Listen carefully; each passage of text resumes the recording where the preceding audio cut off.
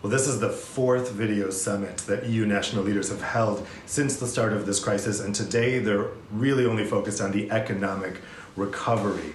What they're really going to be trying to do today is try to reach an agreement on the so-called Coronabonds. This is the idea that you were talking about collectivizing debt. The idea is that the most heavily affected countries, Italy and Spain, are going to have to go to the international markets when they come out of the lockdown period, and they're going to have to borrow. The problem is they're still saddled with very high levels of debt, and so the rates they'd have to pay are so high that they risk a return to the sovereign debt crisis of 10 years ago. So the idea is to establish these Coronabonds now so that all the countries in the Eurozone guarantee Italy and Spain's debt, and so you head off that potential sovereign debt crisis. But this idea is anathema to Northern European countries. It was 10 years ago, it still is today. The Netherlands is really leading the opposition to that idea on one side. On the other side, you have Italy in the pro-Coronabonds camp. That includes Spain, France, and 7 other countries. But Italy is the most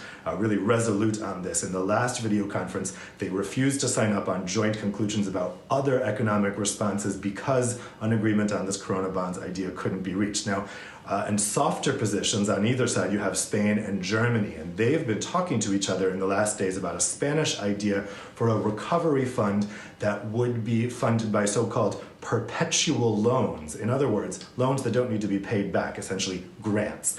So this is an idea that Germany has issued some positive signals about, and this is probably what they're going to spend a lot of time discussing today. The key thing to watch will be whether the Netherlands likes this idea. So far, the signs are not good there. But Council President Charles Michel is really clamping down expectations for an agreement today. He says this is really just for talks to continue, and they need to reach an agreement on this economic response by June. He seems to think they have some time. Others aren't so convinced, especially in Southern Europe. They're saying we need an agreement on the economic response of the EU fast, or else the whole European project could risk collapse. Now, they've said that at each of these video conferences, of course, they want to ramp up the pressure to get an agreement on Coronabonds.